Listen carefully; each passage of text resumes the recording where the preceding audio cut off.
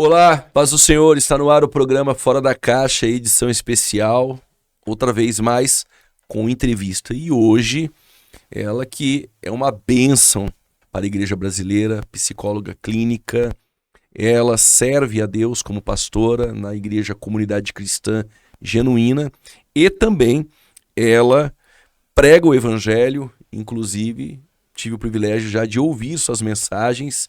Está aqui comigo, Cris, um prazer, tu é uma bênção de Deus, um prazer ter você aqui no programa Fora da Caixa, em nossa mesa, para tratar de um assunto muito importante, que é o transtorno emocional. Enfim, nós vamos se aprofundar um pouco mais. Seja bem-vinda. Obrigada, pastor Juliano, todos os nossos ouvintes que estarão aqui participando, né, com a gente nessa conversa. Espero que seja um bate-papo edificante. Vamos falar de saúde emocional e é uma honra, um privilégio muito grande estar aqui nesse programa maravilhoso, nesse podcast, que tem feito a diferença. Glória a Deus. Que bom. Cris, tá bom? Isso, Cris, me sinto mais à vontade. Cristiane Silva, né? Cristiane Silva. Sabe o que as pessoas perguntam, viu, pastor? Cris do quê? Porque hoje em dia é só Cris. Pergunta, Cris. É Cristina ou Cristiane?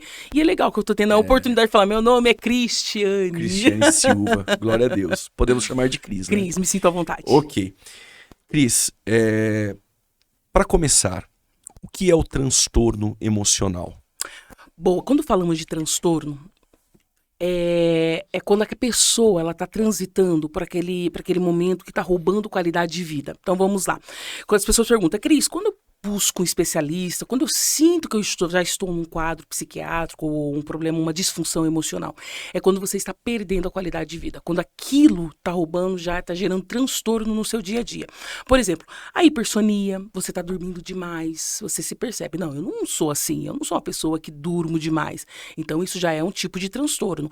Ou uma ausência de sono, eu era uma pessoa que dormia muito bem e de repente eu não estou dormindo de jeito nenhum, né, passando noites em claro, isso já é um transtorno, porque eu digo que quem não dorme dá trabalho, porque no outro dia, pastor, a pessoa que não tem aquele sono REM, aquele sono de 8 horas, geralmente a gente fala que acaba tendo um pouco mais de qualidade, tem alteração no humor. Então a pessoa fica totalmente nervosa, irritada, chorona. Então isso já é um transtorno.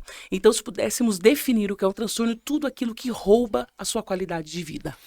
Cris, por que as resistências em buscar a ajuda psicológica? Vamos lá. Na fé cristã, nós temos diversos irmãos e irmãs que sofrem transtornos emocionais. E parece que existe uma resistência dessas pessoas procurar um psicólogo. Por que você acha que existe essa resistência? Ainda é assim?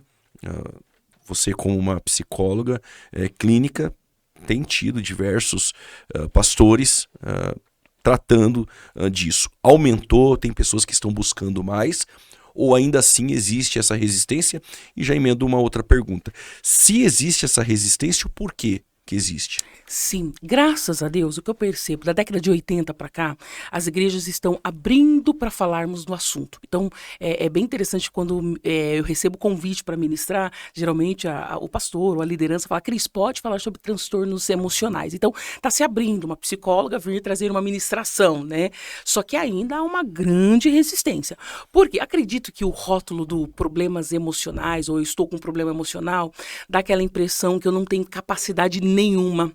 Porque aí remete a pessoa naquele quadro psiquiátrico dos manicômios. Então, nós vivemos, né, em 1900, né, vai até 75, que depois entra aquela luta contra os manicômios fechados. As pessoas eram tidas como loucas. Então, quando a gente fala de transtorno emocional, já remete a essa lembrança. Se eu tenho transtorno emocional, então quer dizer que eu sou louco?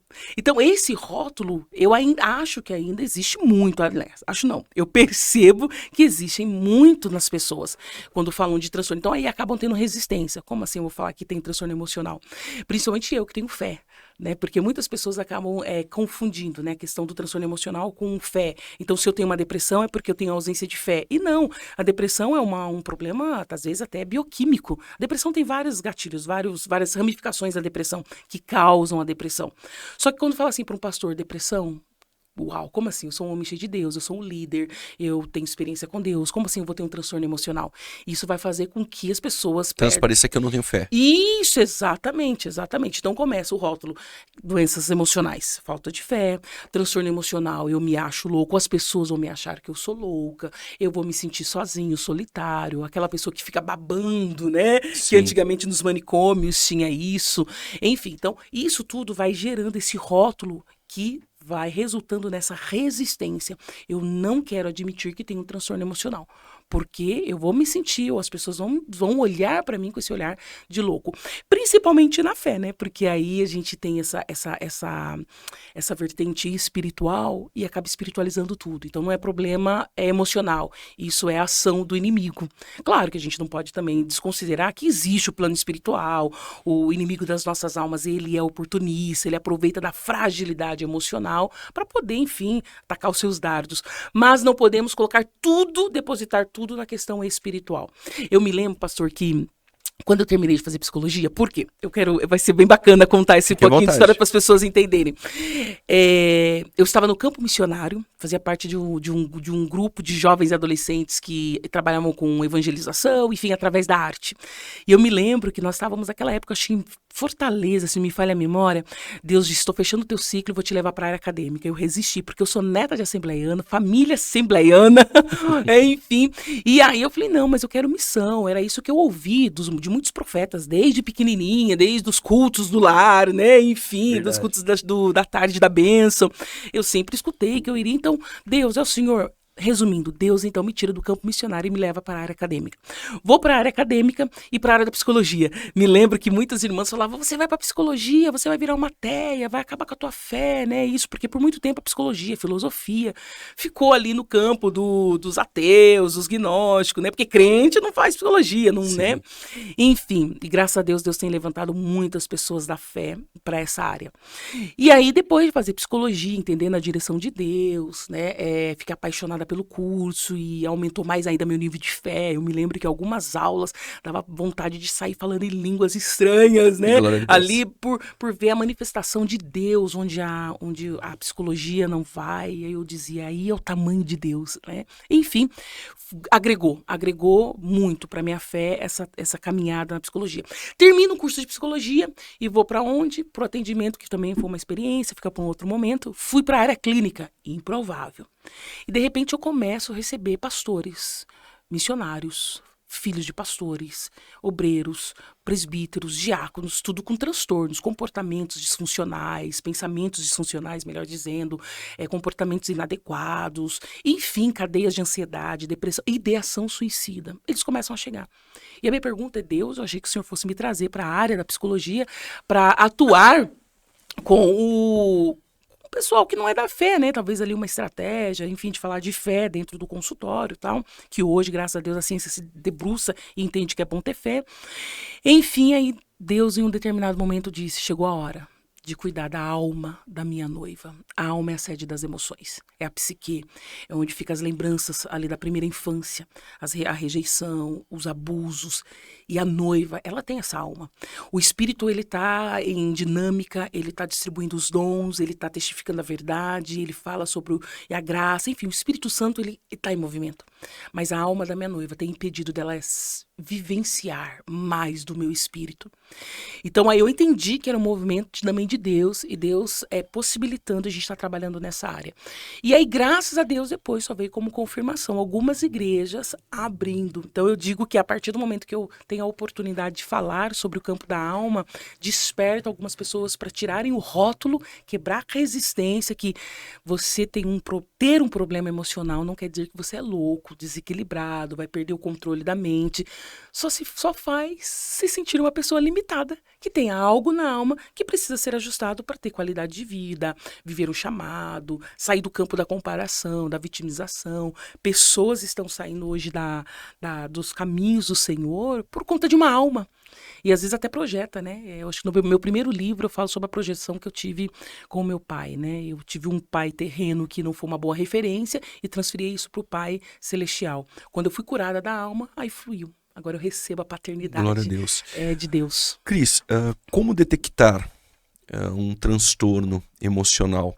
É fácil, porque existem pessoas que podem ter, ou estar começando a ter, mas ela vai relacionar algumas crises, alguns transtornos com muitas coisas antes de chegar até o ponto de dizer, olha, eu preciso tratar isso aqui com psicólogo.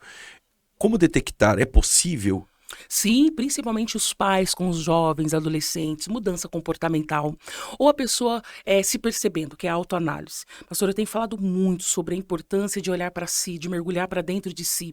Quando a gente faz esse mergulho, acaba encontrando resposta, né? Respostas que estão internas dentro de nós. Então, se percebe como eu estou. E como as pessoas estão sinalizando? Porque às vezes pai, você não era assim. Mãe, você não tinha esse mau humor. Vó, você não era assim, você está chorando demais. Ou os pais têm um olhar para os adolescentes e para os jovens, as diferenças da mudança comportamental. Esse jovem está muito no quarto? Esse jovem está chorando demais? Esse jovem está falando muito de morte? Esse jovem gostava de ir para o shopping e não está indo mais? Então, todos os transtornos emocionais, eles vêm a partir de uma mudança comportamental. É muito característico. A pessoa tem essa mudança, é notável. Geralmente entra resistência, que é o que nós falamos, né? A resistência, eu vou procurar um psicólogo, o que vão pensar de mim? Né? O que eu vou pensar sobre mim? Então, eu sou louco? Não, vamos quebrar esse tabu. Procurar psicólogo não quer dizer que você é louco. Mais uma vez, quer dizer que você tem uma limitação. Então, sim, os transtornos emocionais, eles vêm acompanhados de mudanças comportamentais. Existe uma resistência também, ainda hoje, um pouco, né, do que era antes. Mas ainda existem líderes, por exemplo, que dificilmente vai encaminhar um membro de sua igreja a um psicólogo. Sim. O líder, ele está preparado hoje na igreja brasileira? É claro que nós não podemos generalizar. Sim. Mas pela sua experiência, caminhando pelo Brasil, ministrando, falando sobre o assunto. A liderança hoje no Brasil, ela está pronta para lidar com isso? Encaminhar ou pelo menos conseguir aconselhar sobre isso? Se não está, o que deveria ser feito, Cris? Pastor, acho que em todos os cursos de teologia, em toda a formação de seminários, deveria ter uma disciplina de psicologia. Porque quando falam de psicólogo, acha que é uma conversa entre amigos. E não é muito mais profundo. A gente construir o que a pessoa está trazendo, seja ela no inconsciente ou consciente, é muito delicado. Acessar uma pessoa é extremamente delicado. Eu posso entrar em uma área que a pessoa não está preparada. O psicólogo, ele tem as ferramentas para acessar esse paciente, para caminhar com esse paciente e levar o paciente a encontrar respostas, né? Diferente, por exemplo, um líder. O líder, ele sugere através da palavra, né? Faça isso, faz isso, porque a palavra diz isso. O psicólogo, ele não sugere caminhos. Então, ele vai ouvir esse paciente, vai construir com esse paciente, o paciente vai descobrir ele por ele mesmo. O que eu vejo, tem alguns pastores líderes que, graças a Deus, estão aí indo para os cursos de psicanálise. Hoje tem essa facilidade de fazer um curso online, embora que eu ainda tenho uma certa preocupação, né, quando se fala de tratar da alma e fazer um curso online, mas hoje, graças a Deus, o mercado está vindo aí com curso com menor duração, não sendo a psicologia, porque a psicologia é um curso de graduação, 5 anos. A psicanálise é uma capacitação para uma pessoa ser terapeuta e a formação é menor, o tempo é menor. Então, alguns pastores já estão se movimentando, mas pela minha experiência e vivência, ainda são poucos. São poucos. E a resposta, então, seria, precisaria um pouco mais dessa capacitação.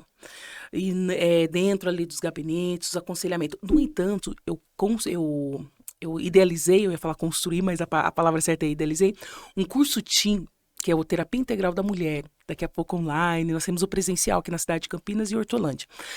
E o TIM veio a partir de um aconselhamento totalmente... gerou um resultado muito negativo. E vou explicar. Explique.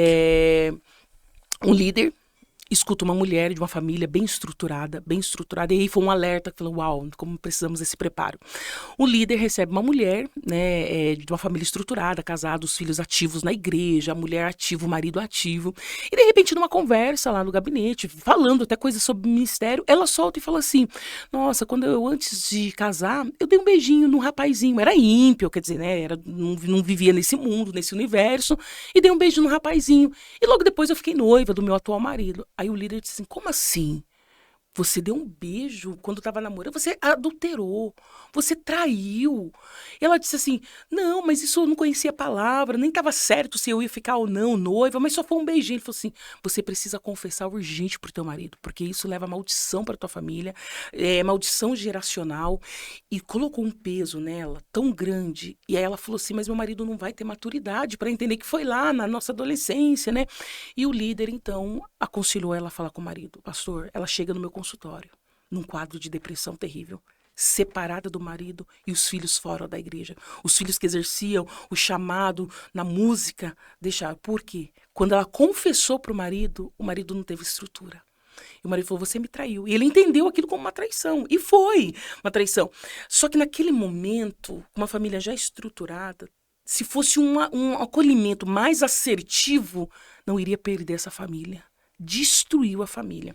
O marido já também com uma ideação suicida, porque ele ficou indignado, porque nunca poderia passar na cabeça dele que essa mulher deu um beijo no menino na época da adolescência, quando eles estavam começando a namorar. Enfim, olha o que reverberou todo esse aconselhamento não assertivo. E aí, isso é um dos casos E como que eu já tratar acompanhei. um assunto desse posterior, as sequelas, as consequências? Pastor, muito delicado. Por quê? Porque aconteceu. Aí o que eu tive que fazer? Chamar esse marido, só que para isso é curar a alma dele. Só que aí os filhos já ficaram decepcionados. Então, assim, o trabalho tá sendo ainda Tá sendo muito ainda. doloroso, muito doloroso. Ele tem uma dificuldade aí de perdoá-la, enfim. E nós estamos no processo de reconstrução. Só que até buscar esses meninos, até buscar esse marido, olha o tempo, e nós estamos de mais de um ano. Olha o tempo que essa família perdeu de exercer o chamado, viver essa saúde emocional que eles estavam vivendo. Eles estavam vivendo por conta do não preparo de uma liderança. Então, hoje, aproveitando esse podcast, líderes, se preparam. Tenha discernimento daquilo que é natural e daquilo que é espiritual. Porque quando nós temos esse discernimento, até mesmo na clínica, tem coisas que pessoas que sentam na minha frente e é nítido que é espiritual. E pessoas que sentam, a grande maioria, é natural, é de ordem natural, enfim. E nós vamos usar as ferramentas certas. O que é do campo espiritual, ferramentas espirituais. O que é do campo natural, ferramentas naturais. Cris, existe hoje um aumento do transtorno emocional. Dá para detectar e entender o porquê? Por que tem esse aumento hoje? Por que muitas pessoas hoje na igreja, eu sei, estão caladas, tem todo esse problema que nós já falamos da resistência, mas por que do aumento? É verdade. E isso é comprovado, é estatístico, que Sim. nós estamos vivendo uma pandemia silenciosa. Doenças psicossomáticas, e o demais. aumento é visível. Esses dias eu vi uma matéria, pastor, falando que hoje nos prontos atendimentos, a maioria dos atendimentos que chegam não é uma questão biológica, é a somatização. Bem, bem falado, as doenças psicossomáticas, que são a raiz era da alma, mas ela manifesta no corpo, né? Manifesta no corpo, mas a raiz é emocional. E hoje tem comprovado que a maioria das pessoas chegam e é somatização. Somatização é um problema na alma, a pessoa chega com uma crise de pânico achando que está tendo um infarto, né? E isso é da área da psiquiatria e da psicologia. Hoje, na Organização Mundial de Saúde, nós estamos aqui fazendo esse podcast, não me falha a memória, nós estamos batendo na casa de 18 milhões de brasileiros enfrentando, 11 milhões de brasileiros enfrentando a ansiedade. Então, sim, é uma pandemia silenciosa que nós estamos vivendo, o aumento. Acredito que é uma somatória de coisas, e o pastor, isso é de ordem humana, né? Tanto dentro das igrejas, das comunidades, como, enfim, em toda a área profissional, enfim. Eu vejo como a correria do dia a dia, o acesso à informação é muito grande, de forma muito raso, né? Muito raso. As informações vêm, mas raso demais. Faz parte dessa autocobrança. Então, hoje em dia, o nosso jovem adolescente, ele tem uma autocobrança, e a cobrança externa já é muito grande também. Toda essa massa da mídia que vem, contribui também para algumas crises Sim. existenciais. Cris, aproveitando esse gancho, bom, existe uma gama de fatores. Isso, vários fatores, vários. Correria do dia a dia, alimentação. Pressão da mídia, redes sociais.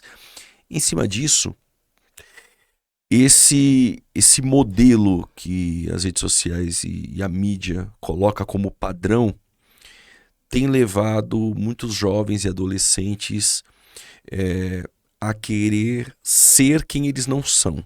Então, Isso mesmo. parece que existe um padrão estabelecido e os jovens têm que estar ali dentro daquele padrão. Digo isso esteticamente, maneira de se comportar, falar, enfim. Isso gerou crises de identidade em jovens. A crise de identidade é um transtorno emocional? Sim. Segundo os neurocientistas, a crise existencial ela tem um período que é normal, que aí a gente entende como um quadro dentro de uma normalidade. Entra ali a infância para a adolescência. Porque o que é crise existencial? É quando eu entro num ciclo do autoquestionamento. Por que eu sou assim? O que eu quero ser quando crescer? Será que eu escolhi a profissão certa? Isso já vira transtorno, né? Já vou explicar. Então entra numa crise dos porquês. Por que eu nasci nessa família? Por quê, né? Enfim, por que eu tenho essa orelha? Por que eu falo desse jeito? Então entra nesse ciclo de crises dos porquês.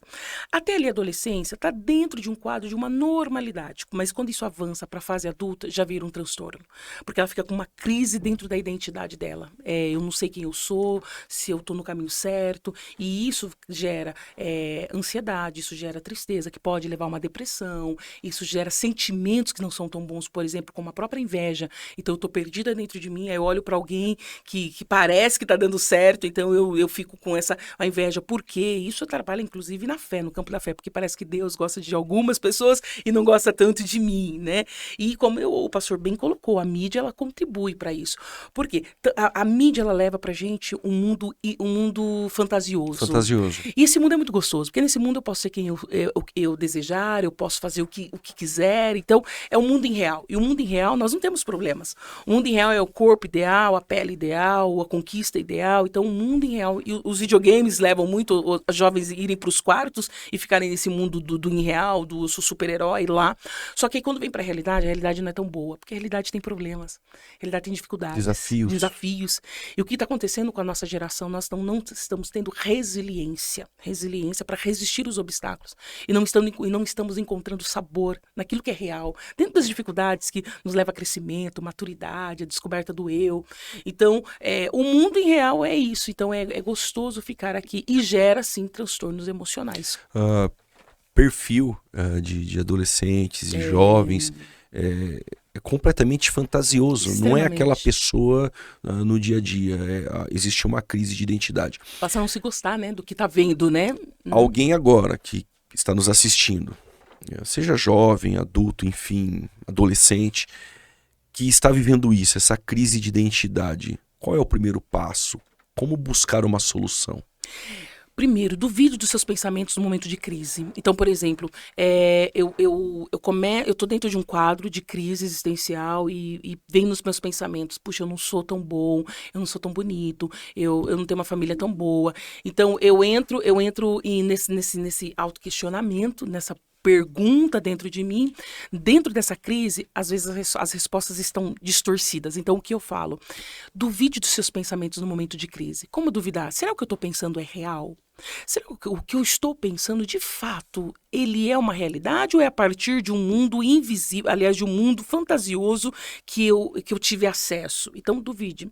Segunda coisa, verbalize, converse com alguém que você julgue confiante, alguém mais velho, né? Mais velho não quer dizer maturidade, né? Deixa eu até abrir um entre parênteses, né? Uma pessoa madura. Experimentada. Isso, converse. E procure um especialista para poder construir essa verdade dentro de você e entender por que está tendo esses pensamentos. Isso é extremamente importante.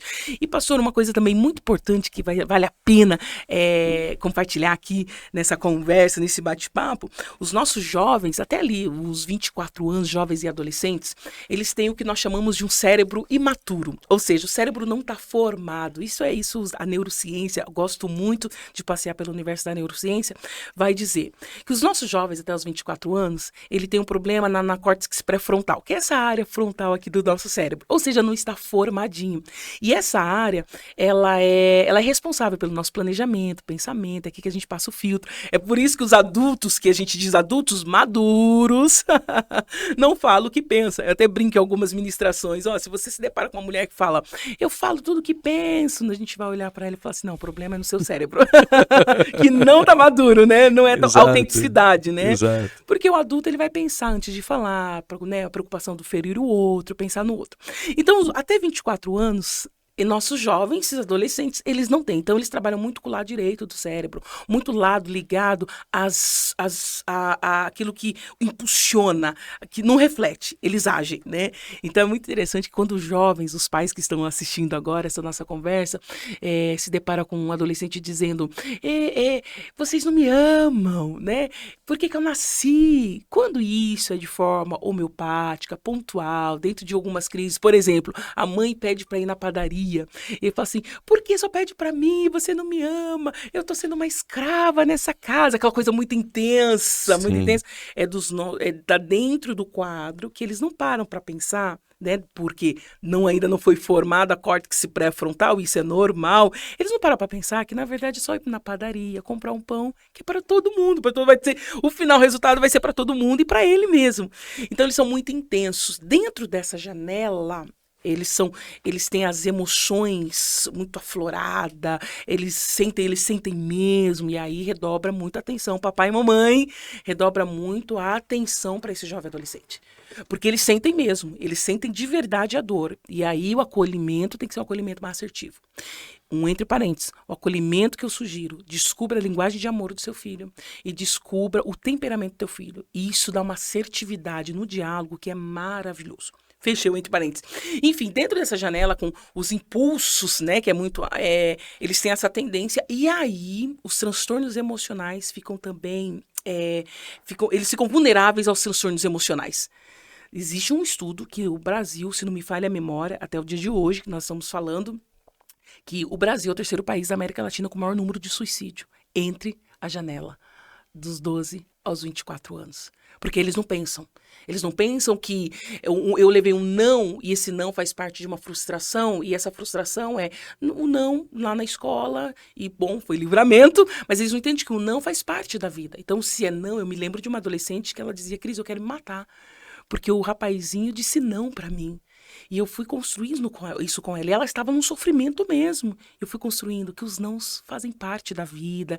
Enfim, e vamos construindo toda essa verdade a partir do atendimento terapêutico, e foi onde aquietou a alma dela e ela conseguiu compreender.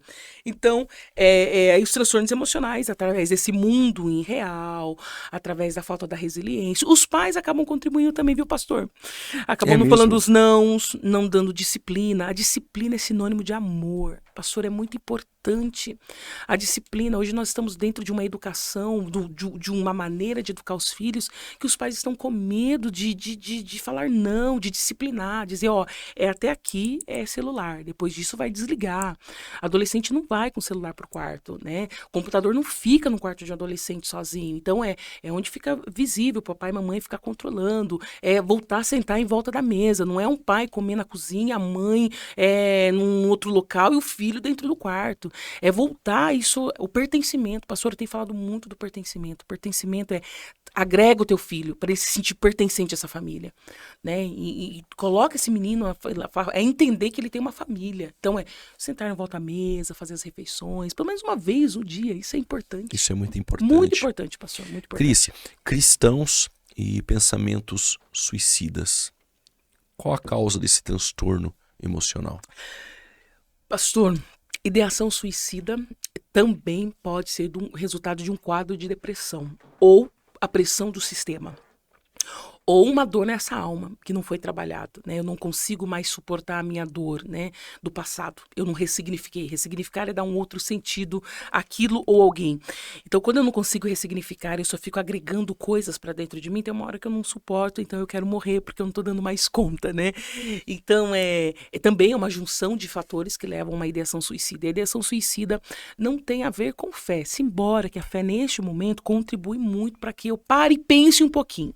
Já recebi vários pastores, recebo vários pastores falando, Cris, se não fosse compreender o plano de salvação, eu já teria dado um fim na minha vida, porque eu não aguento mais. Eu não aguento a pressão, eu não aguento as metas, eu não aguento a concorrência, eu não aguento, eu tenho que ser, eu não aguento a família, tem que ser modelo, porque eu não sei de onde surgir isso, que a família pastoral tem que ser a família modelo e perfeita, vindo dos filhos. Então, e às vezes não, eles levam isso, porque por conta da posição, A pressão também. a pressão, as perseguições, enfim, tudo, fora as lutas internas que ele acaba ou ela acaba tendo. A ideação suicida é eu quero acabar com a minha dor. É isso. Quando eu penso em morte, não é que eu tenho prazer na morte, que eu quero de fato morrer Eu mesmo. quero eliminar aquela Eu quero dor. eliminar essa dor. E os nossos líderes dentro das igrejas, nós não estamos blindados a isso.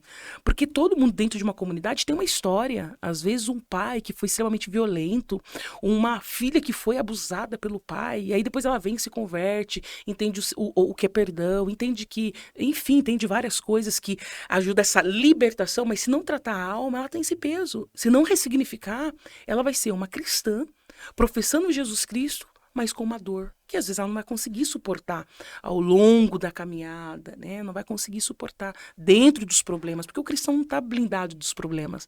Nós temos problemas, respinga em nós também.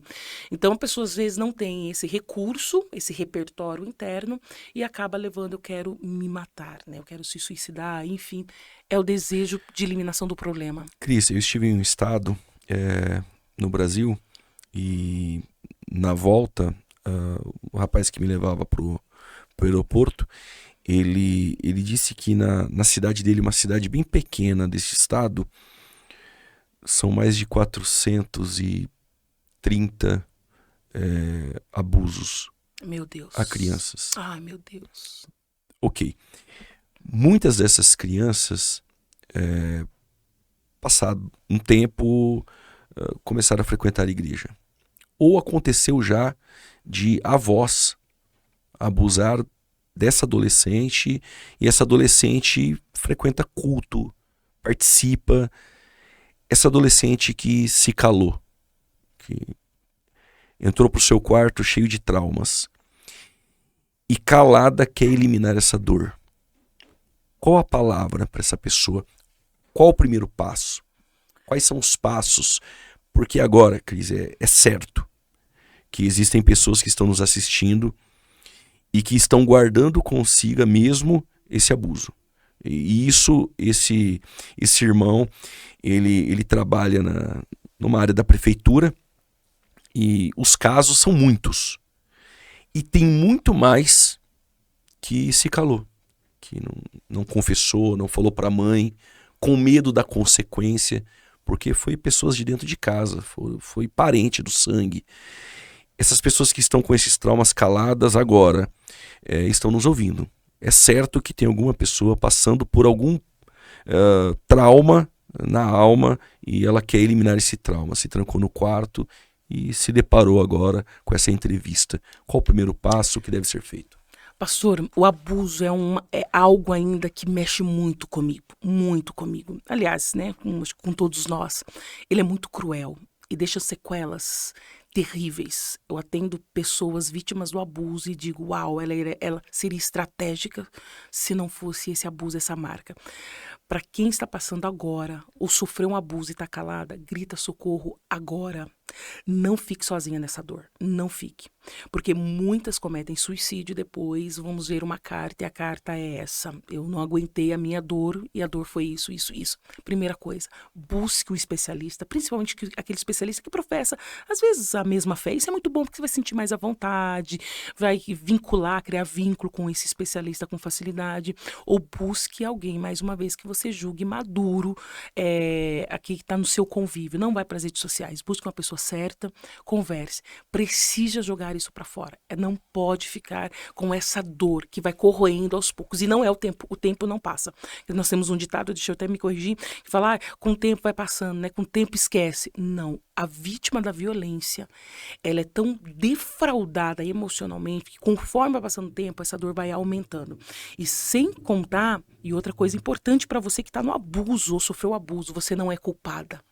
Porque o abusador, além das ameaças, que é uma ameaça psicológica, se você contar para alguém, eu vou te matar, eu vou matar as pessoas que Parou, não tenha medo dessas ameaças, né? Ele também faz com que a vítima se sinta culpada. Aliás, o abuso leva a isso, porque ela chega e fala, Cris, por que eu fui buscar aquela bonequinha? Cris, por que eu fui buscar o doce? Cris, por que eu fui na casa do meu tio aquela noite dormir? A culpa foi minha. Então ela vem com um peso de culpa muito grande. Então você não é culpada. Você foi vítima de uma pessoa doente. Então precisa urgentemente buscar ajuda. E os pais considerem a fala dos filhos, porque eu também tenho uma outra demanda que eu falei com a minha mãe disse é mentira. Eu falei pro meu pai me deu uma surra, disse que eu estava inventando. Então, escuta, vai averiguar. E geralmente o abusador dentro de casa é muito, muito íntimo, é muito tio legal, é o avô legal, é pessoas muito... Então, essa pessoa, ela fica assim, quem vai acreditar em mim, sendo que a pessoa, todo mundo ama, e de repente, então, grite socorro, busque ajuda, não fique sozinha, não vá para esse quarto em silêncio, porque isso vai aumentar essa enfermidade, esse câncer na tua alma, que vai levar a danos, às vezes, irreparáveis. Cris, quadro de depressão em seu início, tem como perceber, é perceptível para a pessoa, ela tem um indício, o início de um quadro depressivo. Quais são os primeiros sintomas? Ou isso altera de pessoa para pessoa? Como uma pessoa perceber que ela está começando a entrar em um quadro de depressão? Tem alguns traços que são bem característicos da depressão. Ok. Por exemplo, isolamento.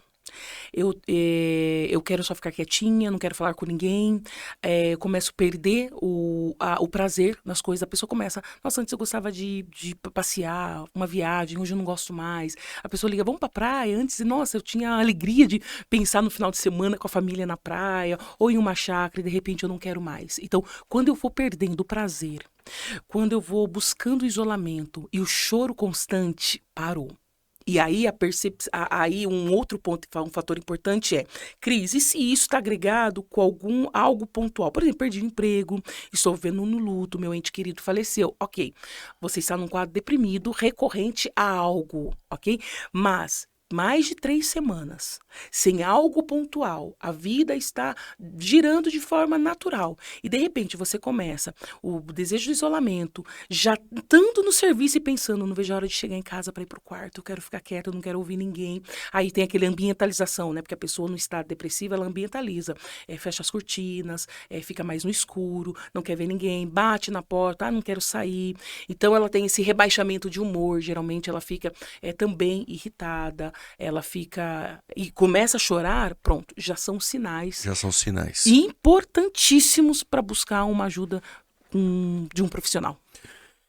Cris, se alguém chegasse em seu consultório e dissesse assim, eu me isolei, já vão fazer alguns dias, mas além de me isolar, eu também não quero mais comer.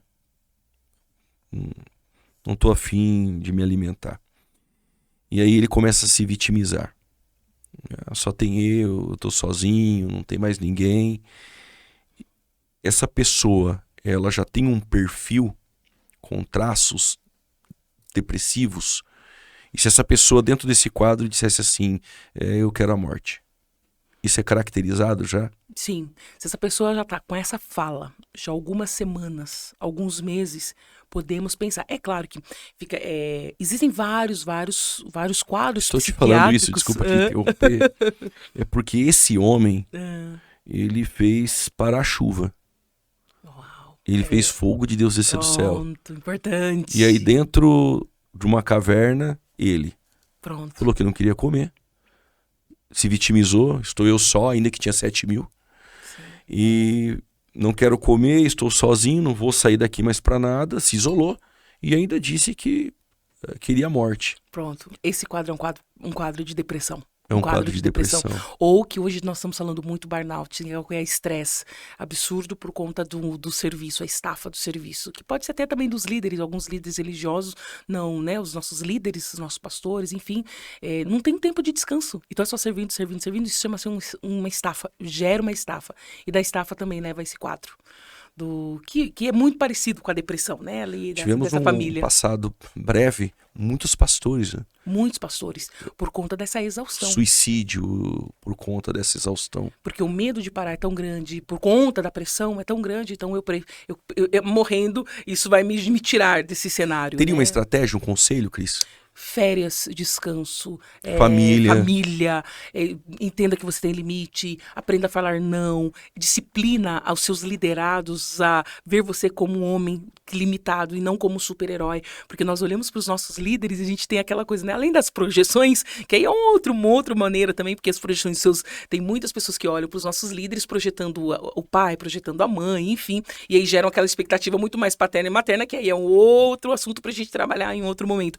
Mas mostra pro teu líder que você não é o super-herói, que você tem limites, que você vai descansar sim, e você vai falar não em alguns momentos. Não queira ser a resposta. Esses dias falando, meu pastor, para uma que já tá numa estafa muito grande, eu disse para ela, até quando você vai querer assumir a cadeira do Espírito Santo?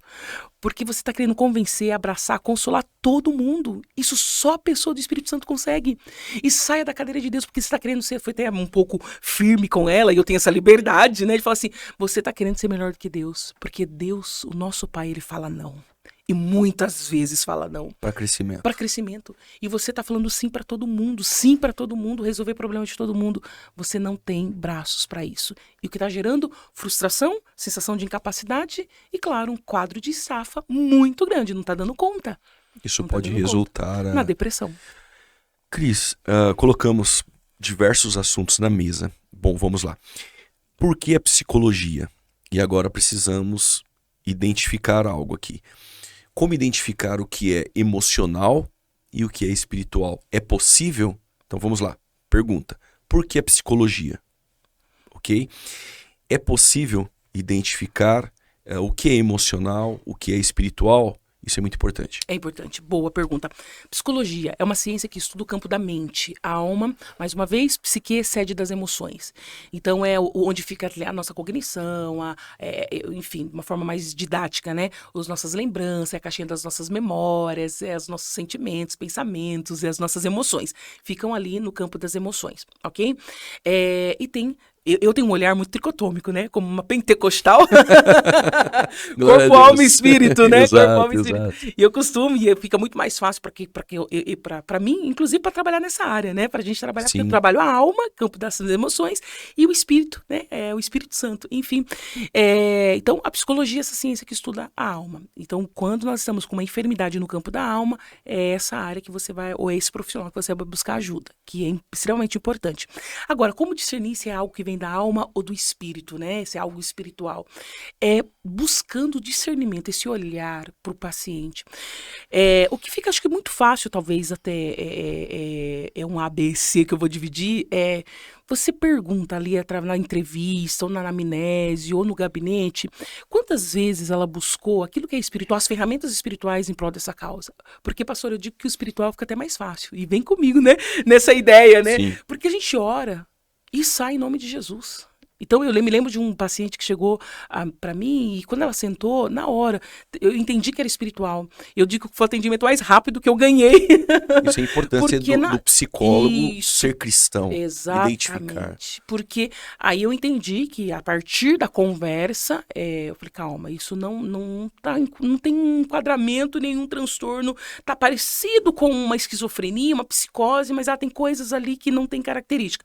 E aí eu olhei para ela e bem baixinho disse, eu te repreendo em nome de Jesus. Porque ali ela começou a entrar numa possessão, né? Sim. Ela começou a entrar numa possessão e ela voltou normal, acordou. Aí eu falei, ferramentas espirituais, isso é espiritual. Então a família hoje está congregando em santidade, glória a Deus. Enfim, e está liberta. Como? Se um pastor sentou com uma pessoa e a pessoa, ela tá falando de alguns, por exemplo, terrores noturnos. Tô tendo terrores noturnos. E ela orou e entende que naquela oração, o dia que ela fez aquela oração, ela conseguiu dormir bem. Então, olha aí algumas evidências que talvez sejam espirituais. Então, ora com aquela pessoa. Então, orou, foi pro monte, jejuou, não tá acontecendo nada. É emocional. Porque o espiritual, quando nós buscamos isso em Deus, Deus traz a resposta. Quando nós oramos, isso acaba. Porque é muito maior aquele que está conosco. Então, quando nós oramos, quando é espiritual, é aquela Agora, quando é emocional, fala, tô na igreja, tô em santidade, eu tenho buscado a Deus, o meu devocional, né, tem buscado ali, enfim, né, e mesmo assim, Cris, eu tô com pensamentos que não são pensamentos bons. Aí é campo de alma. Busca um especialista. Ok. Quais as doenças emocionais que têm mais atingido essa geração? Quais são essas doenças que essa geração agora está enfrentando? Mas antes, nós vamos para o intervalo. E depois do intervalo nós vamos tratar esse assunto. Quais as doenças emocionais mais comuns nessa geração?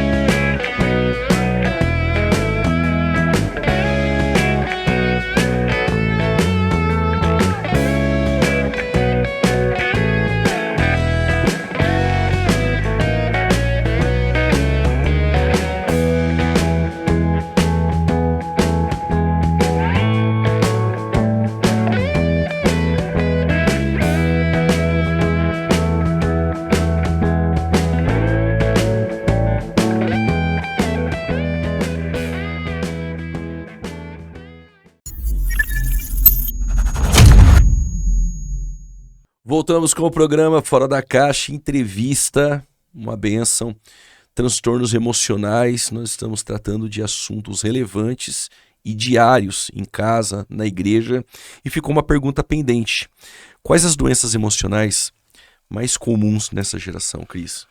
Pastor, certamente a ansiedade, e a ansiedade ele tem vários tentáculos. Então nós temos o TAG, que é o transtorno de ansiedade generalizada. TAG? Isso, okay. TAG. Nós temos também a crise de pânico. A crise de pânico eu acho que está em alta, né? Em alta. Isso, a crise de pânico. E as fobias, que é ela num patamar um pouquinho mais tímido, mas são as fobias. São fobia social, enfim, aí tem vários tipos de fobias. Mas certamente a ansiedade é a nossa queixa, a nossa maior demanda hoje, e a depressão. E junto com a depressão vem o burnout, que é o resultado de uma estafa recorrente ao serviço. Uma pessoa que trabalha bastante. E as doenças psicossomáticas também, como nós já vimos, que também são resultados da ansiedade, mais da ansiedade e do que da depressão. O que pode gerar tanta ansiedade, Cris? Pastor, no dia a dia, assim, bem prático, no seu consultório, e você percebe, analisa e é mais comum. A ansiedade é gerada... Você não conseguir viver o hoje. Ah, ok. O aqui e agora. A pessoa está comendo e mexendo no celular. Ela não consegue fazer uma refeição, só refeição. O cérebro não está trabalhando só naquela função. Então hoje eu tô com 2 celulares, a televisão ligada, e a preocupação com amanhã. E isso é um dos gatilhos que leva a pessoa à depressão. Fora os medos do amanhã, por conta das más notícias. Às vezes eu falo pro meu paciente fazer uma dieta na televisão, até mesmo com relação a filmes, né? Você precisa fazer uma dieta na sua programação. Vai assistir coisas que geram risadas, programas leves, que geram crescimento, do que notícias. Notícias de quem morreu, notícias terríveis, que você parece que se torcer a televisão sai sangue. Proibido assistir esse tipo de conteúdos, porque geram medo de sair, medo das pessoas, um pânico muito grande. E as notícias que vão chegando, crise financeira, guerras, rumores de guerras, então eu fico muito preocupada com o meu amanhã. Então, de uma forma bem didática, é um medo excessivo do amanhã e também não viver o aqui e agora. Principalmente, viva, tá se alimentando? Se alimente. Tá respondendo o teu zap? Tenha tempo para responder o teu zap. É 1 hora que eu tenho no meu serviço. Tem pausa para almoçar? Eu vou almoçar mesmo. Tem pausa para o café? Eu vou ter uma pausa para o café. Então, não vou fazer tudo de uma vez só. Volte o aqui e agora, e isso é uma autodisciplina. Isso é extremamente importante. Quando a pessoa ela percebe que precisa lá, se necessário, coloque na agenda, né? O que eu preciso fazer, um momento de descanso, e segue aquela agenda. E se policie, né? Como nessa autodisciplina. E isso gera o quê? Mudanças de hábitos. Mudanças de hábito faça uma atividade, dentro de todo esse contexto da sua agenda, faz uma atividade física, vai para um parque, que é tempo de qualidade. Isso também agrega para diminuir essa ansiedade. Cris, pessoas que tiveram traumas na infância ou que cresceram em um ambiente hostil. Pai alcoólatra, mãe na prostituição. Essa criança, ela pode ter que enfrentar futuramente, numa fase adulta, coisas que ocorreram dentro de casa lá no passado? Sim, a repetição? Exatamente. A repetição. Muito provável. Porque ela cria. Eu vou aproveitar o gancho, pastor, e dar uma informação para os pais. Crianças que vivem num ambiente que geram estresse, como, né, esse pai alcoólatra, essa mãe que briga, que grita o tempo todo, pode fazer uma mudança também no cérebro. Outra informação da neurociência. Porque uma criança que vive nesse ambiente, ela começa a produzir muita adrenalina. Porque ela fica com medo. O pai tá chegando, o portão abriu, a mãe grita, ela já acorda com a mãe gritando. Então, esse ambiente de muito estresse, ela produz muita adrenalina. A adrenalina, ela resulta na queima neural. A queima neural pode levar até 20% do encurtamento do cérebro. Ou seja, a fase adulta, essa menina ou esse menino vai ter um problema no cérebro mesmo, a questão mesmo na estrutura, levando, por exemplo, a dificuldade no aprendizado, atenção, foco. No entanto, eu até brinco em algumas palestras para casais, que eu digo, às vezes o seu marido não é que ele não preste atenção em você, é que ele tem um cérebro encurtado. Agora você vai olhar com um olhar de misericórdia para ele, né? Porque às vezes tem homens barbados, já adultos, e que tem problema na identidade, por conta de um cérebro que foi encurtado, porque queima neural. Então a pessoa não tem muito foco, muita atenção, então é aquela pessoa que procrastina, é aquela pessoa que começa e não termina. Então às vezes eu falo, olha, vamos diminuir as brigas entre os casais, ou o casal, melhor dizendo, porque quando você fala pro teu marido, olha, busque isso, isso, isso, e às vezes ele não presta atenção, às vezes não é que ele não está dando ouvido para você, é que ele tem esse encurtamento, então ele não consegue focar, não consegue reter muitas informações por conta desse encurtamento. Ponto. Isso é muito importante para os pais, ter essa informação para não ser um prejudicial ou uma ferramenta que não vai capacitar a desenvolver mais os seus filhos, ok? Vamos lá. Então, na fase adulta, esse menino que viveu com esse ambiente, ele vai entender que isso é uma verdade. A linguagem é uma linguagem agressiva. Inconscientemente, ele vai falar assim, esse é o modelo de linguagem. Ele vai repetir, que nós chamamos isso de modelagem, ou a repetição de padrão. Então, o que as pessoas falam às vezes, né, de maldição hereditária, eu falo que é a repetição de padrão. Em algum momento da sua vida você fala assim, puxa, eu tô fazendo o que minha mãe fez. Puxa, eu tô fazendo o que meu pai fez. Eu falei, eu não gostava disso e tô fazendo. Isso é uma repetição de padrão. Tá repetindo, porque dentro de você isso já virou uma verdade. Qual é a verdade? Eu corrijo no grito. Sim, imagina. E isso é bom enfatizar, essa repetição de padrão, até para pessoas não acharem que é algo espiritual na questão da maldição hereditária. Isso. Eu não criei maldição hereditária. Creio que você também não crê. Não. Graças a Deus. E algumas pessoas, por conta de não observarem isso, passam a participar de campanhas e campanhas e campanhas sobre quebras de maldições. Isso não resolve e se frustra, né? Isso mesmo, a frustração é muito constante, muito, muito grande. E aí entra o que? Implica na fé. Porque aí parece que Deus não me ouviu. Não é que Deus não me ouviu, é porque é mudança comportamental. E isso é algo que eu falei sobre discernimento natural. Então eu preciso quebrar a repetição de padrão através de uma mudança mesmo. Uma escolha de fazer diferente. Porque, por exemplo, Uma repetição de padrão que eu vou trazer como exemplo. A minha família, eu sou neta de baiano, então o baiano gosta de comer, né? Aquela comida, aquela mesa farta, aquele macarrão com frango, enfim, né? Era final de semana assim. Então, a comida pra mim, olha como tá internalizado. A comida pra mim é sinônimo de alegria, é sinônimo de festa. Então me dá prazer, libera dopamina, endorfina quando eu tô comendo. Isso é uma grande luta na minha perca de peso. A minha nutricionista, o meu endocrinologista ficam loucos, porque comida pra mim me dá prazer. Porque quando eu como, eu acesso boas lembranças, que são boas memórias. Boas memórias. Então, eu tô nervosa, eu vou comer. Isso, inconsciente eu vou pegar e vou comer. Então, chega a gente em casa, eu coloco aquela mesa grande, olha a repetição de padrão, que até por um ponto é saudável. Porque se eu tô alegre, eu como, se eu tô triste, eu como. Então, eu tô sempre comendo. Sempre né? comendo. Isso, enfim. E olha uma repetição de padrão. O que eu preciso fazer é mudança de hábito. Eu não posso buscar no meu momento de tristeza, ou no momento que eu tô mais introvertida, buscar na comida. Aí é uma mudança. Então, não é porque eu tenho o espírito da gula, Sim. né? É porque foi acessado o inconsciente. Por exemplo, álcool numa família. Essa criança morou dentro de uma casa, de um contexto que churrasco tem álcool, os tios bebem álcool, a mãe bebe álcool. Então, o álcool é algo muito presente. Então, o que ele vai crescer com essa crença, que não tem nada a ver com a religião. Essa crença é uma nomenclatura dentro da minha abordagem, porque dentro da psicologia tem várias abordagens, eu sou da terapia cognitiva comportamental. Ok. Então, existem crenças disfuncionais e crenças funcionais. As crenças disfuncionais é aquilo que eu retenho que não é tão bom dentro de mim como verdade. Esse menino que for criado nesse contexto, na fase adulta ele vai achar que vai precisar do álcool, porque o álcool é sinônimo de alegria, sinônimo de festa. Se ele viu o pai no momento de estresse bebendo, em algum momento de estresse ele vai falar, vou beber. Porque eu entendo que a bebida é uma válvula de escape. Então, isso não é a maldição hereditária. Isso é o meu padrão de repetição a partir daquilo que eu adquiri na minha primeira infância. E o que aprendemos na primeira infância, ela é extremamente importante e leva a algo decisivo, melhor dizendo, na fase adulta.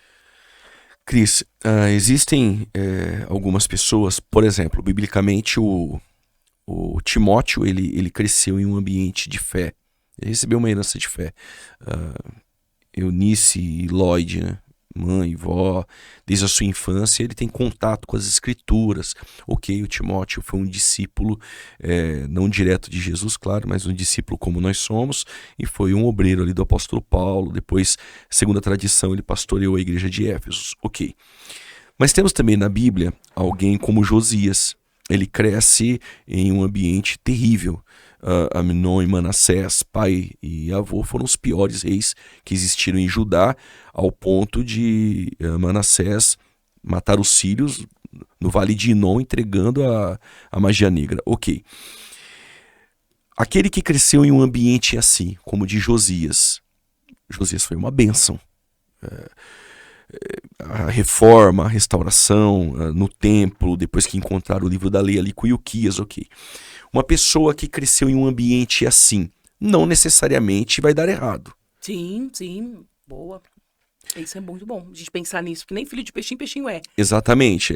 Colocando aqui em pauta para alguém depois, então, porque tem que ser. Isso é importante. Mas isso ocorre naturalmente, essa repetição. Exatamente. Isso pode ocorrer, mas não é uma regra. Não. E aí entra o que eu gosto muito, o exemplo de Josias é maravilhoso para nossa quebra de padrão, da repetição de padrão negativo. Aí, ao invés de pensarmos uma maldição hereditária, eu falo da escolha. Eu escolho não repetir aquilo que foi ruim. E aí a mudança entra na mudança comportamental e na mudança de hábitos. Então, as famílias que estão nos escutando, eu nasci num contexto onde meu pai é alcoólatra, meus pais são separados, fui para casa, enfim, um contexto difícil eu fui. Só que a partir do momento que eu entendi, primeiro que a palavra veio e nos transforma, pronto, final. E segundo, a minha escolha. A minha escolha é eu não vou repetir, então eu não vou recorrer ao álcool. Então eu não vou recorrer a brigas. Então, quando eu penso em brigar, o que eu faço? Eu trabalho comigo mesmo. Então, quando eu penso em aumentar a voz, por exemplo, eu não preciso aumentar a voz. Peraí, aí eu vou, respiro, busco o mecanismo, saio do ambiente estressante, porque vocês já me perguntaram, mas você é psicóloga, você fica estressada? Eu falei, antes de ser psicóloga, eu sou gente. Eu tenho DR com meu marido, só que a diferença é, como vai ser minha DR? Eu escolho ter uma DR, que é uma discussão do relacionamento, eu escolho uma DR saudável ou não? Eu posso reproduzir a gritaria, o xingo e bater porta, ou eu posso falar pra ele, meu bem, até aqui, porque passou daqui, eu não vou conseguir mais conversar. Então, me permita ir respirar, aí eu vou respirar, vou comer meu chocolate, um chocolate que eu falo que é o meu ansiolítico natural. Certo. Então, quando ele vê que eu tô abrindo a barra de chocolate, ele fala, você tá, né, no seu momento, deixa, eu como, tô brincando, isso aqui é pra crise, mas também tem umas válvulas de escape, vai fazer caminhada, quando sai do ambiente de Vai estresse, ler um livro. vai colocar um louvor, Exato. vai orar, e olha, o trabalho da respiração parece ser tão simples, mas é extremamente importante, ó. Respiro porque você diminui a adrenalina, você manda a respiração, olha, um oxigênio pro cérebro, manda uma informação pro teu cérebro que vai ficar tudo bem, e olha, respira, solta. O pregador que vai pela pregar, está boca. nervoso, faz bem então a Faz respiração. bem, isso não é mito, isso é uma realidade, Glória a diminuir Deus. a adrenalina e o cortisol que tá ali, né? Cris, ambiente de pai que agride a mãe e o filho vê, né? O esposo agride a esposa. Essa criança, ela terá um desafio, um problema com o casamento. Será que eu devo me casar? Isso gera traumas também, né? Gera muitos traumas, muitos. Eu fico com medo, né? Fico com medo do... E é muito interessante... Será que eu vou ser tratada assim? Isso. Pastor, e é muito importante porque a gente pode desconstruir algumas crenças disfuncionais em alguns corações agora. Que tá com medo e não acreditando no casamento. Que não tá acreditando num relacionamento saudável. Eu me lembro de uma paciente, isso foi muito marcante para mim. Ela tinha um problema, inclusive, com o esposo, aí numa área, na relação íntima com o esposo, Sim. porque ela tinha sido abusada. E ela disse que quando o marido tocava, ela sentia a mão do abusador. Qual foi a crença disfuncional? Todo mundo que me toca para me machucar. Pro mal. Pro mal. Então ela não queria ser tocada. Então, a partir do momento que nós desconstruímos e trouxemos para ela um pensamento funcional, agora você tem um toque da cura. Teu marido tá te tocando e é um toque de amor. Existe o toque de amor, Existe o toque né? de amor. E da mesma maneira, um filho que vê a mãe ou a filha que vê o tempo todo, ela primeiro perde admiração pela figura masculina. Segundo, ela não acredita no casamento, porque o casamento para ela é isso. Principalmente uma mãe que talvez tenha passado por 2 relacionamentos, enfim, porque nós temos isso, ela fala, tentou 1, tentou 2, e a mesma repetição. E na verdade, outro entre parênteses aqui, viu, pastor? Tem aquela síndrome do dedo podre. Que claro, que é um jeito muito de senso comum, sim, de falar, né? A síndrome do dedo podre, eu vou repetir os meus relacionamentos. Então, na verdade, quando falamos do dedo podre, não é que você atrai coisas ruins, não. É porque você só muda o CPF, o RG, você busca a mesma pessoa. Então, também é um trabalho muito gostoso de fazer com a pessoa quando ela tá... Cris, eu tô no meu 5º relacionamento, quase a mulher, né? Samaritana. Mulher samaritana. É verdade, mulher samaritana. Tem que ter encontro com Jesus. Faz toda a diferença. Faz toda a diferença. Aleluia. Mas também por que você busca esse perfil, né? Por que você busca esse perfil? Então não é eu atraio coisas ruins, é porque você só tá buscando esse mesmo, né? Enfim, e que tem todos os sinais no começo do relacionamento. Mas sim, a pessoa, agora fechei entre parênteses, a pessoa, ela tem esse medo e pode prejudicar, sim, numa escolha matrimonial, numa escolha da pessoa, ou até mesmo repetir o padrão da mãe ou do pai. Pessoas machucadas no emocional, elas têm a tendência de levar isso para o espiritual. Isso, né, Cris? Isso. Existem igrejas que têm pessoas ali machucadas, isso atrapalha na adoração, na busca, e se isso fosse tratado, talvez não teríamos igrejas tão doentes, né? É verdade, eu digo que as pessoas que dão mais trabalho dentro da igreja são as pessoas mais feridas. São a pessoa mais ferida. Porque a alma, né? A alma, ela tá muito machucada. Então, essa pessoa, primeiro, ela vai projetar a decepção em Deus, que é a projeção que eu disse, né? Que eu projetava o meu pai, então eu não tinha um relacionamento de pai com meu pai, espiritual, meu pai, eu não tinha ainda assumido a adoção, né? Conquistada através de Jesus, por conta do meu pai terreno. Então, eu não falava, por exemplo, o relacionamento com o pai, era difícil, antes da minha cura, falar para Deus Pai. Então o Abba para mim não existia. Eu falava Deus de Abraão, de Isaac e de Jacó. Então era um Deus muito distante. Então isso comprometia o meu relacionamento. Isso é um ponto. Agora, uma pessoa ferida da alma, quando ela tá com essa ferida, ela não deixa o Espírito Santo fluir. Como, Cris? Às vezes, pastor, a pessoa tem um chamado tão lindo, só que a alma tá tão ferida. Isso impede. Isso impede dela viver o chamado. Então ela vai ficar no ciclo da comparação à alma. Então a comparação é a outra é melhor.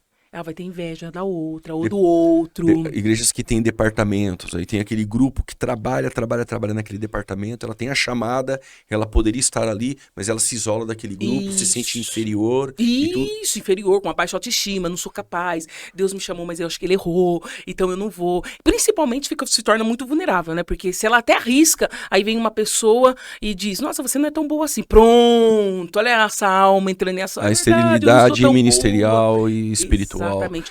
Ou busca essa figura do pai, porque não teve no passado, aí o pastor se torna o pai. Só que o pastor não é pai.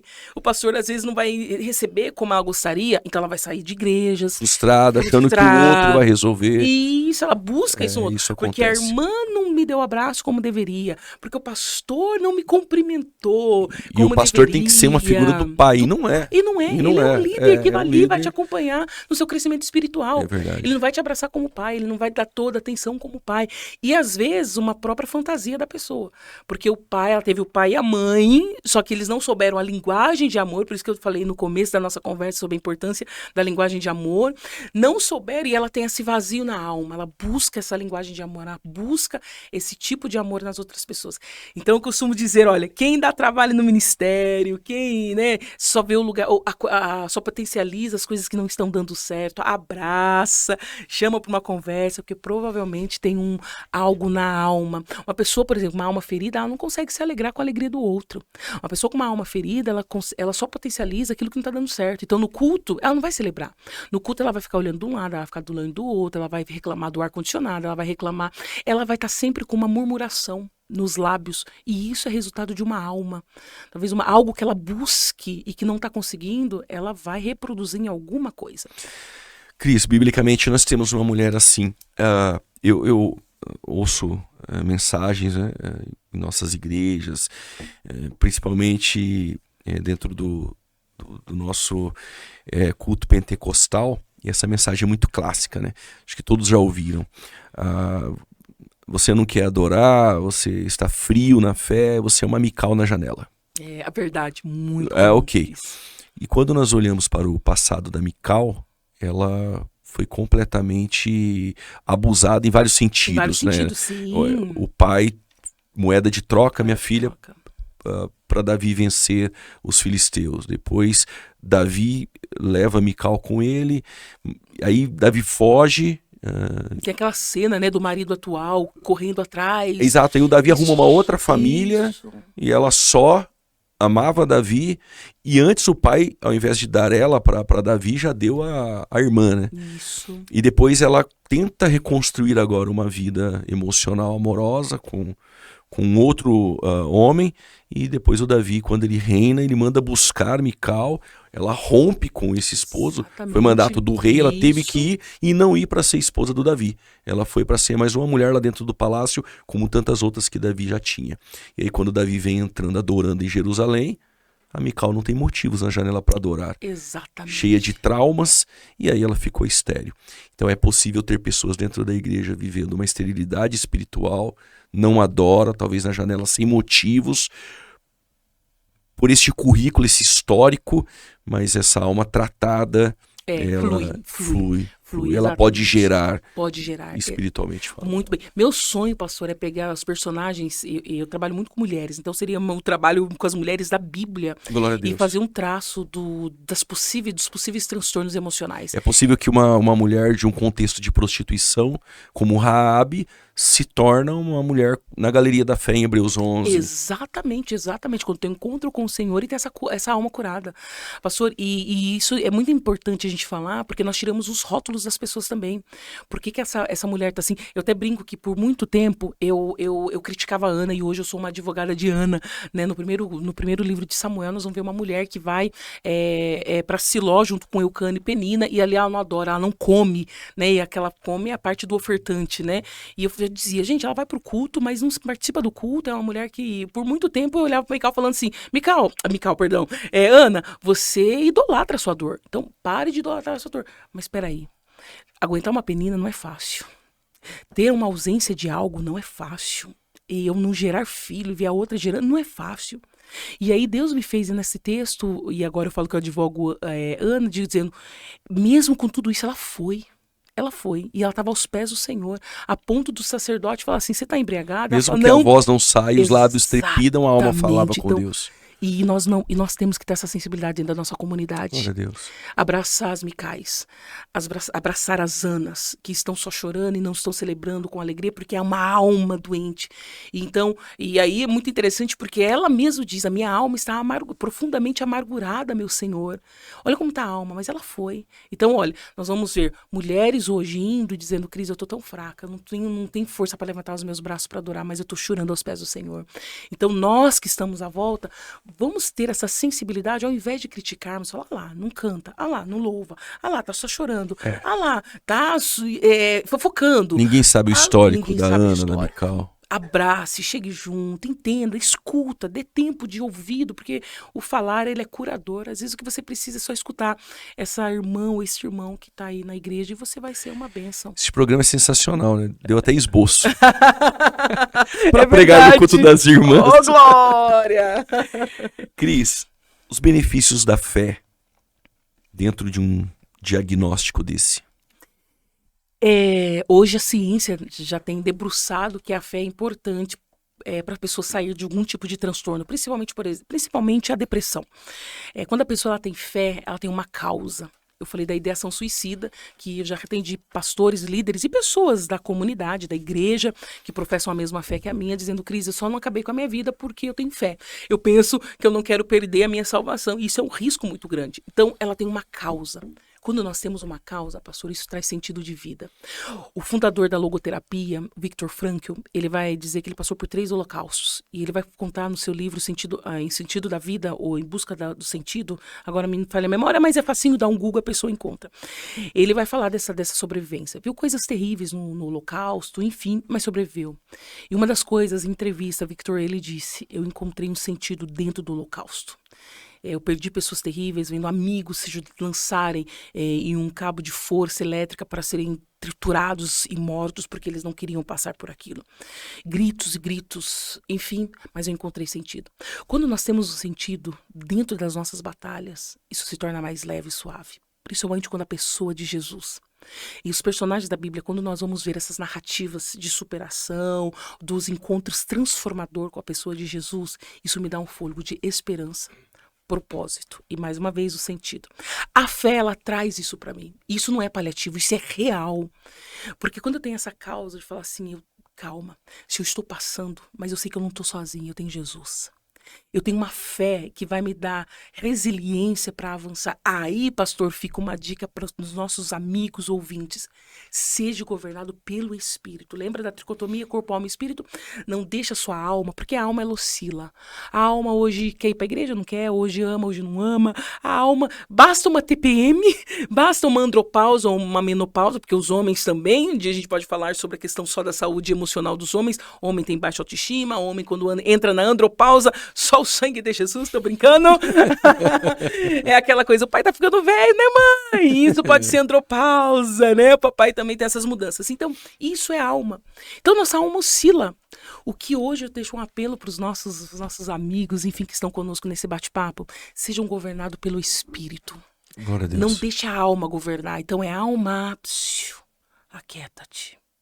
Agora deixa eu ouvir a voz do Espírito, porque o Espírito, a partir do que nós cremos, tem palavras e palavras que geram vida. Então, de cura.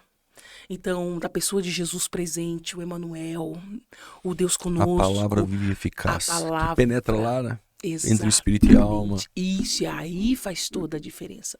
Então, a fé, ela é um ingrediente extremamente importante, que hoje, voltando e fechando a linha de raciocínio, a ciência debruça e diz que a pessoa precisa ter fé. É claro que a ciência não vai falar em quê? Você tem a fé nesse copo, é bom ter essa fé, a ciência. Mas nós que encontramos a fonte Entendemos? A fé, ela ajuda a enfrentar a depressão, a ansiedade. Mas, Cris, a depressão, ela é extremamente grave, porque tem os níveis de depressão, pastor, que a pessoa perde realmente a noção, ela não consegue mais ter consciência de coisa, ela só quer morte. Ela só quer morte, porque ela perde todo o prazer da vida. Mas, lá no fundo, e isso é experiência de viver uma pessoa que ela não se lançou na frente de um caminhão, e ela num quadro de depressão tão grande, porque lá no fundo ela disse que ouviu uma voz dizendo, calma, vai passar. E quando ela ouve aquela voz, e não foi uma voz do surto psiquiátrico, foi uma voz que fez com que ela falou, tirasse o pé da rodovia e voltasse. E ela voltou o pé. Glória e hoje a está Deus. uma benção aí com os filhos, curada, Glória a tomando a Deus. medicação, porque aí precisa tomar medicação. Medicação ou terapia, vai no psiquiatra uma vez por ano, e ela tirou o pé daquela calçada por conta dessa voz. Então a fé é um ingrediente fundamental para a alma, fundamental. E hoje eu deixo para as pessoas que estão nos ouvindo, busque mais e não deixe com que a alma ela governe, porque a alma no momento de crise, de perdas, de porta de emprego se fechou, você não vai no final de semana comer a pizza com seus filhos, meu Deus, a conta não fecha, eu recebo menos do que o que eu... E a alma vai entrar em desespero, mas a fé ela entra falando assim, calma, isso vai Glória a passar. Deus. Aquieta a alma. E isso é um exercício que eu tenho estimulado e tenho falado para as pessoas constantemente. A alma agitada, ela se aquieta com a voz do bom pastor. E isso vem pelo Espírito. Então, alma, você não me governa mais. Agora quem governa é o Espírito. E aí eu consigo ter paz. E aí a minha alma agitada que gera ansiedade, eu consigo respirar e encontro esse sentido. Então, Importância de ser cheio do Espírito. É muito importante. Ser controlado pelo Espírito. Pelo Espírito. Aleluia. Cris, e como eu faço isso? É esse cardápio diário. Tá assistindo muito Netflix, meu irmão? Tá assistindo? Vai pra oração. Vai pra oração. Tenha tempo de... Como tá seu devocional no período da manhã? Sua oração. A palavra cura. Exatamente. E aí é extremamente importante. Cris, pra gente encerrar. Que entrevista foi essa? Que gostoso. Vamos que honra. lá. A gente encerra com a última pergunta. Doenças emocionais tem cura? Ó, eu creio que enquanto essa entrevista está em curso, Amém.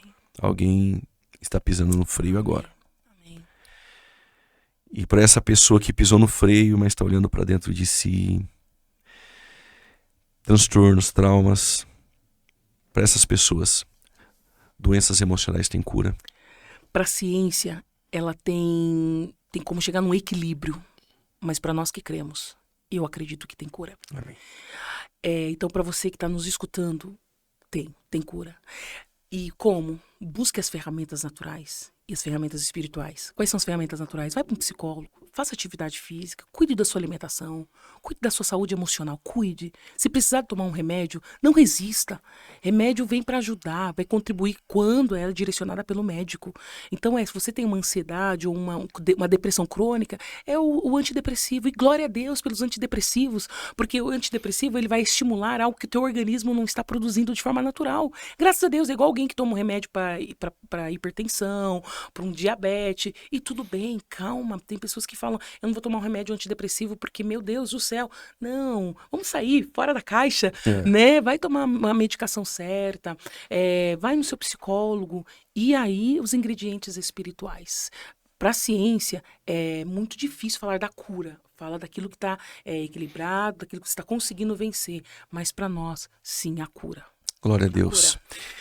Cris, você prega, também é psicóloga, para tratar desses casos de transtornos emocionais ou para ministrar palestras, seja e para pregar o evangelho, Amém. porque eu sei que você faz isso com propriedade, mas se for para uma palestra sobre este assunto, ou se tem alguém agora que necessita de uma conversa com um psicólogo cristão para compreender melhor o que ela está passando neste momento de vida. Como faz para te encontrar? Redes sociais, telefone, fique à vontade, TPC. Obrigada, pastor. Nós estamos com uma ONG chamada Thalita Cume. Thalita Cume, ela atende mulheres que não têm condição de pagar uma psicoterapia.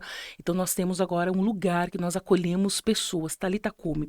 Quer saber mais sobre esse projeto? Quer para a clínica com a Cris, enfim, comigo, ter esse contato, ou conhecer todos os nossos trabalhos? Entra no Instagram, oficial Cris Silva. Lá na bio tem um link que tem todos os telefones, tanto do Thalita Cume como dos cursos, contato para as ministrações, enfim, acompanhe o nosso trabalho, esteja com a gente. Vai ser uma benção te receber.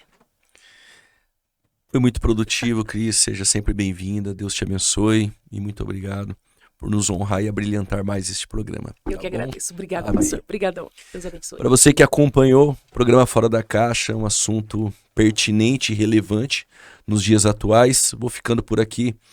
Toda quinta-feira às 21 horas tem o programa Fora da Caixa. Eu te espero. Deus te abençoe.